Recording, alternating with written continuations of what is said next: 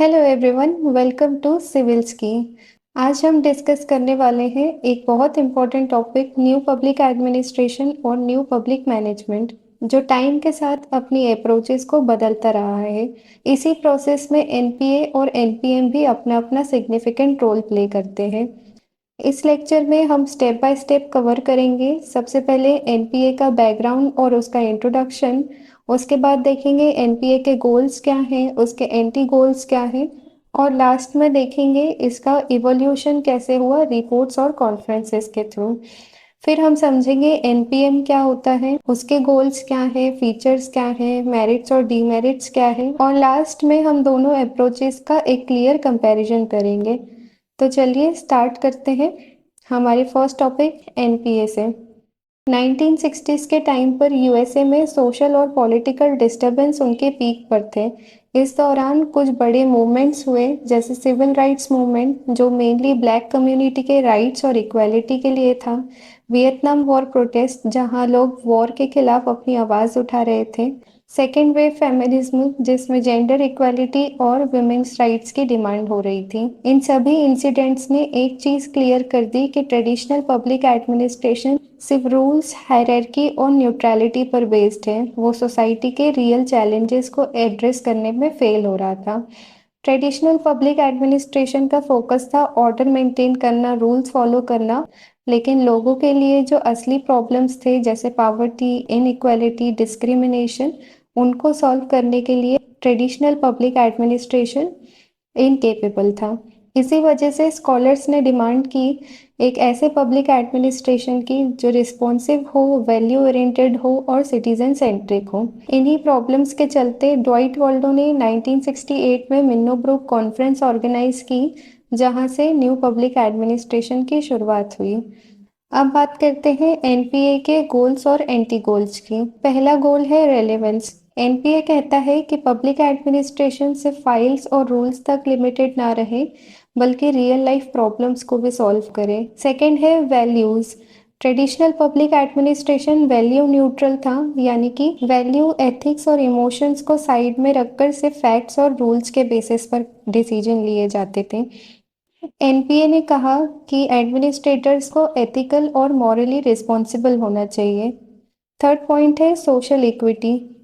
ये एनपीए का सेंट्रल गोल था, जो जस्टिस और इक्वालिटी को इंश्योर करता था। स्पेशली मार्जिनलाइज्ड और डिप्राइव्ड कम्युनिटीज़ के लिए ये गोल सबसे इम्पॉर्टेंट रोल प्ले करता था। नेक्स्ट है चेंज।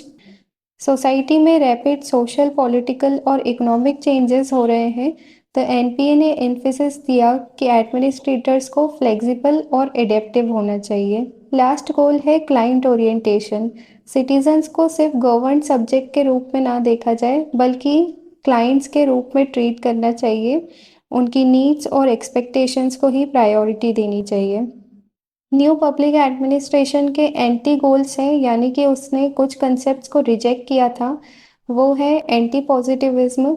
ट्रेडिशनल पब्लिक एडमिनिस्ट्रेशन काफ़ी वैल्यू न्यूट्रल और साइंटिफिक अप्रोच फॉलो करता था। एनपीए ने कहा कि सिर्फ साइंटिफिक मेथड से ह्यूमन प्रॉब्लम सॉल्व नहीं होते। सेकेंड है anti technical. Traditional public administration का फोकस था टेक्निकल एफिशिएंसी पर। इसे भी एनपीए ने अपोज किया और कहा कि सिर्फ एफिशिएंसी के चक्कर में ह्यूमन वैल्यूज़ को और सोशल जस्टिस को इग्नोर नहीं किया जा सकता। नेक्स्ट है एंटी हायरार्किकल। एनपीए ने ब्यूरोक्रेसी की रिजिडिटी और टॉप डाउन अप्रोच को रिजेक्ट किया और कहा कि पब्लिक एडमिनिस्ट्रेशन को इंक्लूसिव और पार्टिसिपेटिव होना चाहिए, ना कि सिर्फ ऑर्डर्स फॉलो करने वाली चेन ऑफ कमांड। अब हम देखते हैं एनपीए का डेवलपमेंट कैसे हुआ और कौन से रिपोर्ट्स और कॉन्फ्रेंसेस थे जिसने इसका फाउंडेशन डेवलप किया। सबसे पहले हनी रिपोर्ट आई 1967 में। इसका टाइटल था the Honey report on higher education for public services. ये एक ऑफिशियल रिपोर्ट थी जिसमें पब्लिक एडमिनिस्ट्रेशन की एकेडमिक और प्रोफेशनल वीकनेसेस को हाईलाइट किया गया। इसने एडमिनिस्ट्रेशन के कुछ प्रॉब्लम्स को आइडेंटिफाई किया, जैसे कि सबसे पहली प्रॉब्लम थी रिसर्च फंड्स की कमी। मतलब रिसर्च के लिए फंड्स नहीं थे, इस वजह से पब्लिक एडमिनिस्ट्रेशन का डेवलपमेंट स्लो हो रहा था। सेकेंड प्रॉब्लम थी क्लैरिटी की। स्कॉलर्स कंफ्यूज थे कि पब्लिक एडमिनिस्ट्रेशन को एक डिसिप्लिन माना जाए, एक प्रोफेशन माना जाए या एक साइंस माना जाए। थर्ड प्रॉब्लम थी कि यूनिवर्सिटीज़ और इंस्टीट्यूशंस पब्लिक एडमिनिस्ट्रेशन को प्रॉपरली प्रमोट नहीं कर रहे थे। मतलब पब्लिक एडमिनिस्ट्रेशन की स्ट्रॉन्ग एकेडमिक आइडेंटिटी मिसिंग थी।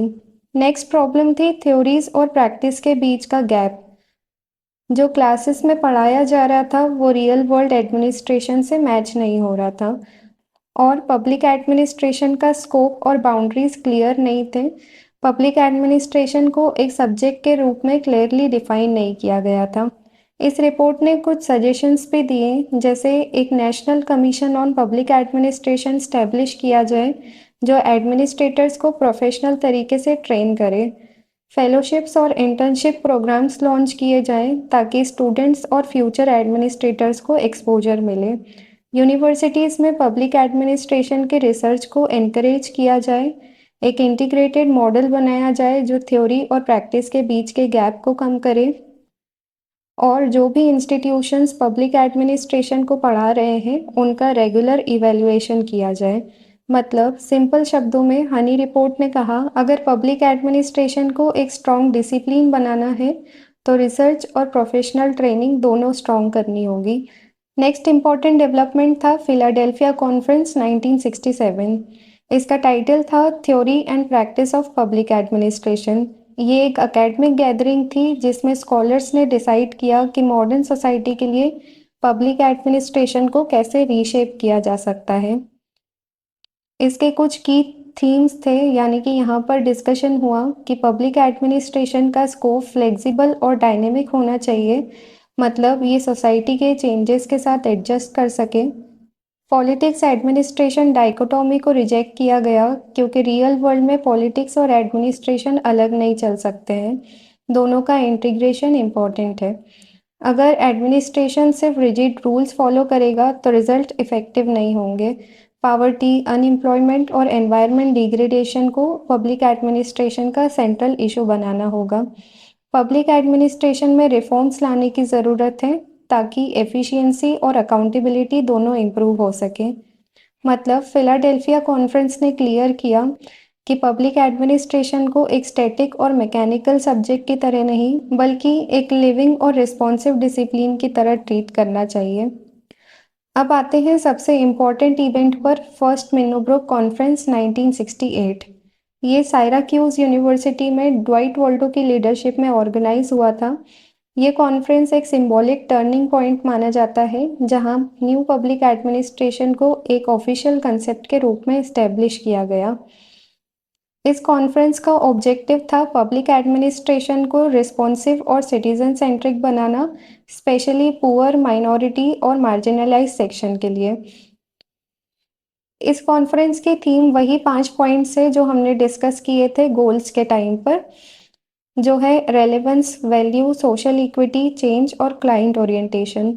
रेलेवेंस का मतलब है पब्लिक एडमिनिस्ट्रेशन का रियल लाइफ इश्यूज से कनेक्शन। वैल्यूज का मतलब है न्यूट्रलिटी और रूल बेस्ड ब्यूरोक्रेसी को रिजेक्ट करके एथिक्स और डेमोक्रेटिक प्रिंसिपल्स को इंक्लूड करना। सोशल इक्विटी का मतलब है जस्टिस और फेयरनेस इंश्योर करना। चेंज का मतलब है सोसाइटी के चेंजेस के साथ एडजस्ट करना।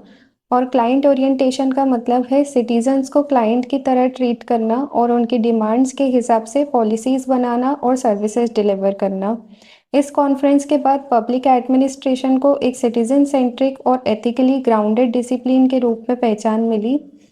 इसी वजह से इस कॉन्फ्रेंस को एनपीए का ऑफिशियल स्टार्टिंग पॉइंट माना जाता है। नेक्स्ट है सेकेंड मिनोब्रोक कॉन्फ्रेंस। 20 साल के बाद 1988 में सेकेंड मिनोब्रोक कॉन्फ्रेंस हुई जिसे जॉर्ज फ्रेडरिक्सन ने ऑर्गेनाइज किया था। ये वक्त ग्लोबलाइजेशन, लिबरलाइजेशन और प्राइवेटाइजेशन का था और गवर्नमेंट के ट्रेडिशनल रोल्स को चैलेंज किया जा रहा था। इस कॉन्फ्रेंस में डिस्कशन हुआ कुछ इम्पोर्टेंट पॉइंट्स पर, वो है लीडरशिप एंड अकाउंटेबिलिटी। यहाँ ये कहा गया कि ग्लोबलाइज वर्ल्ड में हमें अकाउंटेबल और इफ़ेक्टिव लीडरशिप की ज़रूरत है। अगर लीडर्स जिम्मेदार नहीं होंगे तो गवर्नेंस सक्सेसफुल नहीं हो पाएगी। सेकंड है प्राइवेटाइजेशन और पब्लिक सेक्टर रिफॉर्म्स। इस टाइम पर गवर्नमेंट का रोल धीरे धीरे श्रिंक हो रहा था और प्राइवेट सेक्टर का रोल बढ़ रहा था। इसी वजह से प्राइवेटाइजेशन और रिफॉर्म्स एक थीम बन गए। इस कॉन्फ्रेंस में एम्फेसिस किया गया कि थ्योरी और प्रैक्टिस के बीच के गैप को कम करना होगा ताकि public administration practical problem solve कर सके। Recruitment, training and motivation, effective administration के लिए बेस्ट टैलेंट को अट्रैक्ट करना और उनको ट्रेन करना, मोटिवेट करना इक्वली इम्पोर्टेंट है। इंटरडिसिप्लिनरी अप्रोच, पब्लिक एडमिनिस्ट्रेशन को अलग-अलग डिसिप्लिन्स जैसे पॉलिटिकल साइंस, मैनेजमेंट और लॉ के साथ इंटीग्रेट करना चाहिए ताकि इसका स्कोप और रेलेवेंस बढ़ सके। स्ट्रेंथनिंग पब्लिक एडमिनिस्ट्रेशन, कॉन्फ्रेंस में ये भी कहा गया कि पब्लिक एडमिनिस्ट्रेशन को एज अ डिसिप्लिन और स्ट्रॉन्ग बनाना होगा ताकि ये चेंजिंग वर्ल्ड के चैलेंजेस को अडेप्ट कर सके। मतलब पब्लिक एडमिनिस्ट्रेशन स्टैटिक ना रहे बल्कि नए इश्यूज जैसे ग्लोबलाइजेशन, टेक्नोलॉजी और रिफॉर्म्स के साथ इवॉल्व करे। इस कॉन्फ्रेंस के बाद न्यू पब्लिक एडमिनिस्ट्रेशन का स्कोप एक्सपांड किया गया। अब सिर्फ एडमिनिस्ट्रेशन ही नहीं बल्कि पब्लिक एडमिनिस्ट्रेशन में गवर्नेंस, प्रोडक्टिविटी और रिफॉर्म्स जैसे इश्यूज भी इंक्लूड किए गए। अब आते हैं थर्ड मिन्नोब्रुक कॉन्फ्रेंस 2008 पर, जो रोज मैरी ओलेरी की लीडरशिप में हुई थी। 21st सेंचुरी के नए चैलेंजेस हैं ग्लोबलाइजेशन, डिजिटलाइजेशन और सिटीजन पार्टिसिपेशन।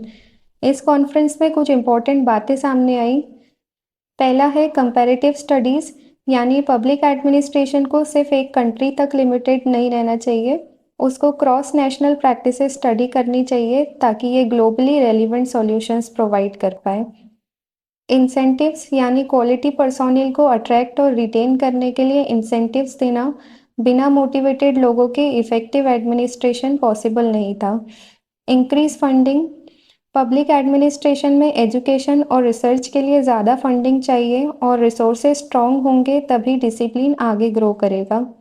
वाइडेंड करिकुलम, यानी करिकुलम को और मॉडर्न और इंटरडिसिप्लिनरी बनाना चाहिए। मतलब सिर्फ ट्रेडिशनल कंसेप्ट ही नहीं बल्कि मैनेजमेंट, लॉ और डिजिटल गवर्नेंस जैसे टॉपिक्स भी इंक्लूड होने चाहिए।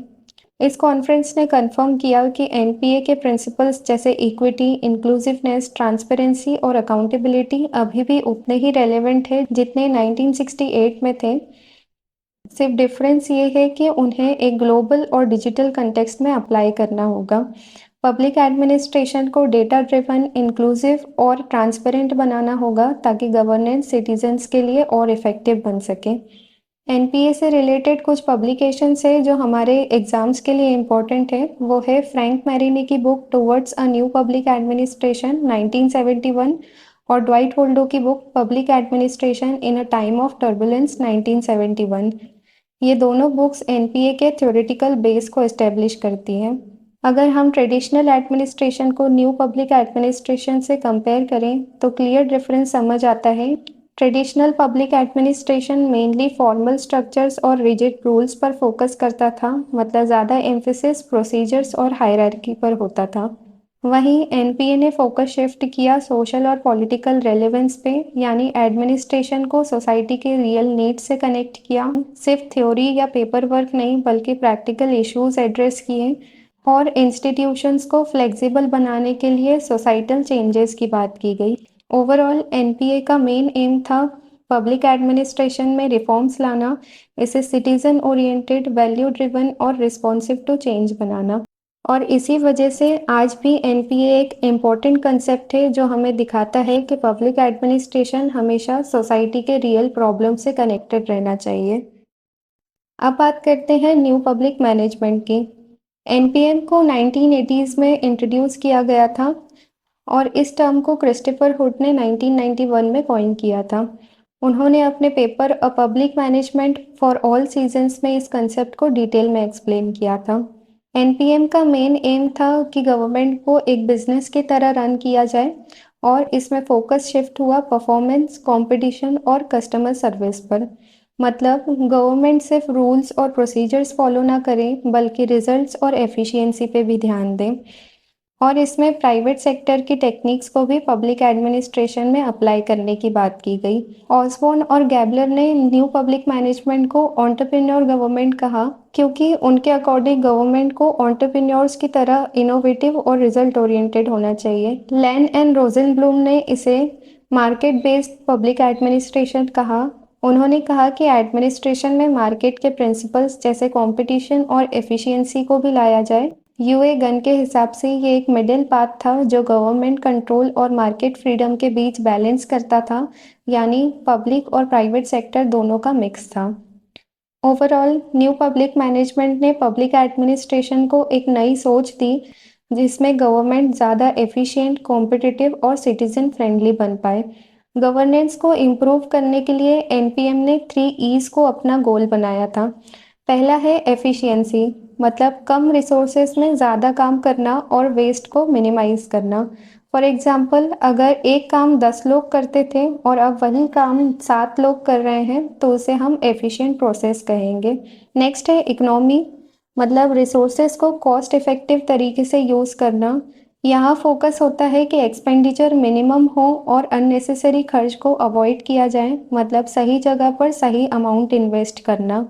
फॉर एग्जाम्पल, पहले गवर्नमेंट ऑफिसेज स्टेशनरी पर कुछ सर्टेन अमाउंट इन्वेस्ट करते थे, पर ऑनलाइन सिस्टम आने की वजह से वो खर्च कम होने लगा है और इसी को हम इकोनॉमिक यूज़ कहते हैं। इफेक्टिवनेस, इसका मतलब है डिजायर्ड रिजल्ट्स को अचीव करना और आउटकम ओरिएंटेड अप्रोच अप्लाई करना। एफिशिएंट और इकोनॉमिकल होना ज़रूरी है, लेकिन रिजल्ट्स ही अचीव ना हो तो वो इफ़ेक्टिव नहीं होंगे। फॉर एग्जांपल, गवर्नमेंट ने वैक्सीनेशन ड्राइव चलाई, टारगेट था 80% पॉपुलेशन को वैक्सीनेट करना, और अगर वो टारगेट पूरा ना हो तो उसे हम इनइफेक्टिव प्रोग्राम कहेंगे। सिंपल शब्दों में एनपीएम का मेन एम है गवर्नमेंट को फास्टर, चीपर और बेटर बनाना। एनपीएम इन गोल्स को अचीव करता है प्राइवेट सेक्टर टेक्निक्स को अडॉप्ट करके, मतलब गवर्नमेंट ऑर्गेनाइजेशंस को भी बिजनेस फर्म्स की तरह रन करना, जहां फोकस हो फ्लेक्सिबिलिटी, अकाउंटेबिलिटी और परफॉर्मेंस मेजरमेंट पर। एनपीएम के कुछ और फीचर्स भी हैं, जैसे डिसेंट्रलाइजेशन।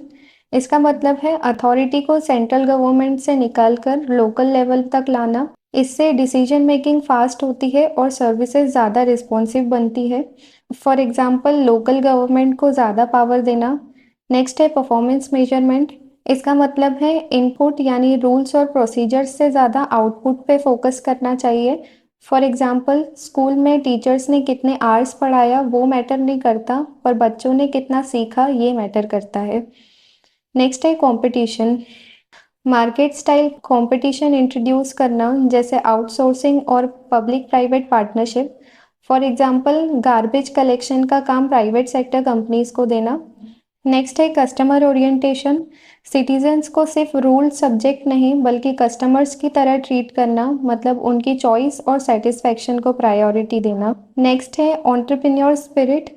पब्लिक एजेंसीज में इनोवेशन, रिस्क टेकिंग और गोल सेटिंग को इनकरेज करना, जैसे कि ऑनलाइन सर्विसेज लॉन्च करना जिससे सिटीजन्स को कन्वीनियंस मिले।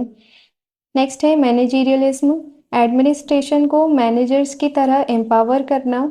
उन्हें टारगेट्स दिए जाते हैं, इंसेंटिव्स दिए जाते हैं और उनकी परफॉर्मेंस को इवेलुएट किया जाता है। मतलब सिंपल शब्दों में हम कहें तो एनपीएम चाहता है कि गवर्नमेंट एक सर्विस प्रोवाइडर बने और सिटीजन्स उसके कस्टमर्स। अब देखते हैं एनपीएम के एंटी गोल्स। पहला है politics administration dichotomy. Traditional public administration में दोनों अलग अलग थे, लेकिन एनपीएम ने दोनों को इंटीग्रेट करने की बात की। सेकेंड है rigid hierarchy. Traditional public administration एक स्ट्रिक्ट हायरार्की पर बेस्ड था, लेकिन एनपीएम ने फ्लैटर और फ्लेक्सिबल स्ट्रक्चर को प्रमोट किया। नेक्स्ट है centralisation of power. Traditional system में पावर सेंट्रल थी, लेकिन एनपीएम ने डेलीगेशन और ऑटोनॉमी को प्रमोट किया। Rule based approach. सिर्फ रूल्स फॉलो करना इम्पोर्टेंट नहीं है, एनपीएम ने इनोवेशन और एडेप्टेबिलिटी को प्रमोट किया। इम्पर्सनैलिटी। ट्रेडिशनल सिस्टम में इम्पर्सनल एटीट्यूड होता था, लेकिन एनपीएम ने इसे कस्टमर सर्विस ओरिएंटेशन से रिप्लेस किया। नेक्स्ट है ब्यूरोक्रेटिक रिजिडिटी। स्ट्रिक्ट और स्लो ब्यूरोक्रेसी की बजाय एनपीएम ने रिस्पॉन्सिवनेस और परफॉर्मेंस पर फोकस किया। मतलब एनपीएम ने एक मैसेज दिया कि गवर्नमेंट एक रिजिड ब्यूरोक्रेसी नहीं बल्कि एक रिस्पॉन्सिव सर्विस प्रोवाइडर होनी चाहिए। अब समझते हैं कुछ फीचर्स जो क्रिस्टोफर हुड ने 1991 में दिए थे। पहला है प्रोफेशनल मैनेजमेंट। पब्लिक सेक्टर को भी प्रोफेशनल मैनेजर्स की तरह चलाना चाहिए। एडमिनिस्ट्रेटर्स को सिर्फ फाइल हैंडलर नहीं बल्कि एक लीडर और डिसीजन मेकर माना गया। नेक्स्ट है परफॉर्मेंस स्टैंडर्ड्स। हर डिपार्टमेंट और ऑफिसर के लिए क्लियर टारगेट सेट करने की बात की गई। अकाउंटेबिलिटी फिक्स करना और मेजरेबल गोल्स डिफाइन करना इसका एसेंस था। नेक्स्ट है outcome control. Traditional public administration inputs और रूल्स पर फोकस करता था, लेकिन एनपीएम कहता है कि असली सक्सेस आउटपुट और रिजल्ट से जज होनी चाहिए। नेक्स्ट है डिसेंट्रलाइजेशन। अथॉरिटी सेंट्रल लेवल से लोकल लेवल तक शिफ्ट हुई। लोकल यूनिट्स को डिसीजन मेकिंग पावर मिले ताकि सर्विसेज फास्ट और रेलेवेंट हो। नेक्स्ट है कंपटीशन। सर्विसेज के लिए कंपटीशन क्रिएट करना, चाहे पब्लिक हो या प्राइवेट एजेंसीज। कंपटीशन से कॉस्ट कम होती है और क्वालिटी बेटर होती है। नेक्स्ट है private sector practices. Private sector companies के सक्सेसफुल टूल्स जैसे इंसेंटिव्स, परफॉर्मेंस अप्रेजल और कस्टमर फीडबैक को एडॉप्ट करना चाहिए। और लास्ट है discipline in resource use. Public money का मिसयूज अवॉइड होना चाहिए। बजट कंट्रोल, कॉस्ट कटिंग और एफिशिएंट फाइनेंशियल मैनेजमेंट पर फोकस करना चाहिए। क्रिस्टोफर हुड के बाद ऑसबोर्न और गैबलर ने भी अपने 10 प्रिंसिपल्स दिए अपनी फेमस बुक री इन्वेंटिंग गवर्नमेंट में। पहला प्रिंसिपल है कैटलिस्ट गवर्नमेंट। उनका कहना था कि गवर्नमेंट सिर्फ पॉलिसीज बनाए, सर्विस डिलीवरी एनजीओज और प्राइवेट सेक्टर से करवाए। Community own government. सिटीजन्स और लोकल ग्रुप्स को एम्पावर करें, उन्हें अपने इश्यूज सॉल्व करने के लिए चांस दें। Competitive government. उन्होंने कहा कि कंपटीशन से क्वालिटी इंप्रूव होती है और कॉस्ट कम होती है। नेक्स्ट है मिशन ड्रिवन गवर्नमेंट होनी चाहिए, यानी कि रूल्स के बजाय क्लियर मिशंस और गोल्स पर फोकस करना चाहिए। Result oriented government. प्रोसेस या इनपुट नहीं, मेजरेबल रिजल्ट्स और आउटकम्स पे इवेल्युएशन करना चाहिए। Customer driven government. सिटीजन्स को कस्टमर समझने की नीड है क्योंकि उनके फीडबैक्स और चॉइसेस इंपॉर्टेंट होते हैं। Enterprising government. गवर्नमेंट अपने रेवेन्यू जनरेट करे, सिर्फ खर्च करने वाली बॉडी ना बने। Anticipatory government. प्रॉब्लम सॉल्व करने से पहले प्रिवेंट करने की कोशिश की जानी चाहिए। Decentralisation. Decision making local level तक पुश करें। Market oriented government. Rigid bureaucracy के बजाय मार्केट बेस्ड मैकेनिज्म होना चाहिए, ऐसा उन्होंने कहा था। तो ये 10 प्रिंसिपल्स थे जो हमारे एग्जाम्स के लिए इम्पोर्टेंट हो जाते हैं। इनका मतलब वैसे बहुत ज़्यादा इम्पोर्टेंट नहीं है, हमें सिर्फ ये प्रिंसिपल्स याद करने हैं, बट आपको ये समझ आना चाहिए कि इनके प्रिंसिपल्स हमें कहते क्या हैं, इसलिए मैंने ये एक्सप्लेन भी किया है। अब बात करते हैं न्यू पब्लिक मैनेजमेंट के मेरिट्स की, यानी कि उसके एडवांटेजेस क्या थे। पहला है इंक्रीज्ड एफिशिएंसी। एनपीएम का सबसे बड़ा फायदा है कि ये कॉस्ट कटिंग और रिसोर्स ऑप्टिमाइजेशन को प्रमोट करता है। इससे सर्विसेज फास्ट और बेटर बनती हैं और ब्यूरोक्रेसी में रेड टेप और अननेसेसरी डिले कम होता है। नेक्स्ट है performance oriented governance. Traditional public administration में फोकस ज़्यादा प्रोसेस पे था, लेकिन एनपीएम रिजल्ट करता है मेजरेबल आउटकम्स के बेसिस पे। इससे अकाउंटेबिलिटी और ट्रांसपेरेंसी दोनों इम्प्रूव होती है और हर प्रोग्राम के लिए क्लियर टारगेट सेट होते हैं। Customer centric approach. एनपीएम कहता है कि सिटीजन्स को कस्टमर्स की तरह ट्रीट किया जाना चाहिए। ये अप्रोच सर्विसेज को उनकी नीड्स और सेटिस्फैक्शन के अकॉर्डिंग डिज़ाइन करता है और फीडबैक मैकेनिज्म के थ्रू कंटिन्यूअसली इम्प्रूव करता है। नेक्स्ट है innovation and flexibility. NPM entrepreneur thinking को एनकरेज करता है। इससे ऑर्गेनाइजेशंस इनोवेटिव और रिस्क टेकिंग बनती हैं और ये उन्हें डायनेमिक और एडेप्टेबल बनाता है, जो बदलते एनवायरनमेंट में सस्टेन कर सकें। नेक्स्ट है डिसेंट्रलाइजेशन ऑफ पावर। इस मॉडल में डिसीजन मेकिंग सेंट्रल से लोकल लेवल तक पुश की जाती है, जिससे सर्विसेज ज़्यादा रिस्पॉन्सिव और रेलेवेंट हो जाती है। नेक्स्ट है public private collaboration. NPM outsourcing और पार्टनरशिप को प्रमोट करता है। ये स्टेट का फाइनेंशियल बर्डन कम करता है और प्राइवेट सेक्टर की एक्सपर्टीज को पब्लिक सर्विस डिलीवरी में यूज़ करता है। इन शॉर्ट, एनपीएम ने गवर्नेंस को ज़्यादा efficient, accountable, customer friendly, flexible और कोलैबोरेटिव बनाया है। अब देखते हैं न्यू पब्लिक मैनेजमेंट के डिसएडवांटेजेस। पहला है वीक पब्लिक सर्विस स्पिरिट, यानी कि जब सर्विसेज को बिजनेस जैसे ट्रीट किया जाता है तो पब्लिक वेलफेयर का कंसेप्ट वीक हो जाता है। इससे एडमिनिस्ट्रेशन ड्यूटी के बजाय प्रॉफिट माइंडेड हो जाता है। नेक्स्ट है सोशल इक्विटी इग्नोर करना। एनपीएम एफिशिएंसी और कॉस्ट कटिंग पर फोकस करता है। इससे पुअर और वीकर सेक्शन साइडलाइन हो जाता है और फेयरनेस कॉम्प्रोमाइज होती है। नेक्स्ट है फ्रेगमेंटेशन ऑफ सर्विसेज। ज़्यादा आउटसोर्सिंग से सर्विसेज एक जगह कॉन्सेंट्रेटेड नहीं रहती और इससे अलग अलग प्रोवाइडर के बीच कोऑर्डिनेशन प्रॉब्लम आ जाती है, जिससे स्मूथ डिलीवरी मुश्किल हो जाती है। नेक्स्ट है अकाउंटेबिलिटी इश्यूज। जब प्राइवेट सेक्टर इन्वॉल्व होता है तो अकाउंटेबिलिटी में कंफ्यूजन होता है। अगर कोई स्कीम फेल हुई है या कोई टास्क फेल हुआ है तो ये क्लियर करना मुश्किल हो जाता है कि फॉल्ट किसका है, गवर्नमेंट का या किसी कॉन्ट्रैक्टर का। नेक्स्ट है over focus on output. NPM सिर्फ आउटपुट्स, नंबर्स और टारगेट्स को एम्फेसिस करता है। इससे क्वालिटेटिव एस्पेक्ट्स जैसे सिटीजन सेटिस्फैक्शन, ट्रस्ट और डिग्निटी इग्नोर हो जाते हैं। लास्ट है it is not suitable for all sectors, यानी कि मार्केट मॉडल हर जगह अप्लाई नहीं होता। सिक्योरिटी, जस्टिस, वेलफेयर जैसे एरियाज में एफिशिएंसी से ज़्यादा पब्लिक गुड्स को इम्पोर्टेंट माना जाता है और एमपीए वहाँ फेल हो जाता है। तो हम कह सकते हैं कि एमपीएम से एफिशिएंसी तो बढ़ी, लेकिन इससे पब्लिक सर्विस की स्पिरिट, इक्विटी और अकाउंटेबिलिटी भी कॉम्प्रोमाइज़ हुई है। इसलिए स्कॉलर्स कहते हैं कि एमपीएम एक पार्शियल सॉल्यूशन है, उसे बैलेंस करना होगा ट्रेडिशनल पब्लिक एडमिनिस्ट्रेशन और न्यू अप्रोचेस के साथ। अब बात करते हैं हमारे आज के लास्ट टॉपिक की, एनपीए और एमपीएम का डिफरेंस। पहला है एनपीए। जैसा कि हमने देखा कि ये 1960s के एंड में इमर्ज हुआ, स्पेशली मिन्नो ब्रुक कॉन्फ्रेंस के बाद। उस वक्त यूएसए में सिविल राइट मूवमेंट्स और सोशल अनरेस्ट चल रहा था। इसी की वजह से एनपीए का डेवलपमेंट हुआ। एनपीए का मेन फोकस था सोशल जस्टिस पर, एथिक्स पर, वैल्यूज़ पर और मार्जिनलाइज कम्युनिटीज़ की नीड्स पर।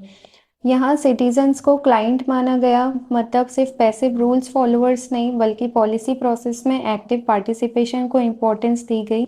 एनपीए ने क्लियरली रिजेक्ट किया कि एडमिनिस्ट्रेशन वैल्यू न्यूट्रल हो। इंस्टेड उसने कहा कि एडमिनिस्ट्रेशन को सोसाइटी में सोशल चेंज और रिफॉर्म्स लाने चाहिए।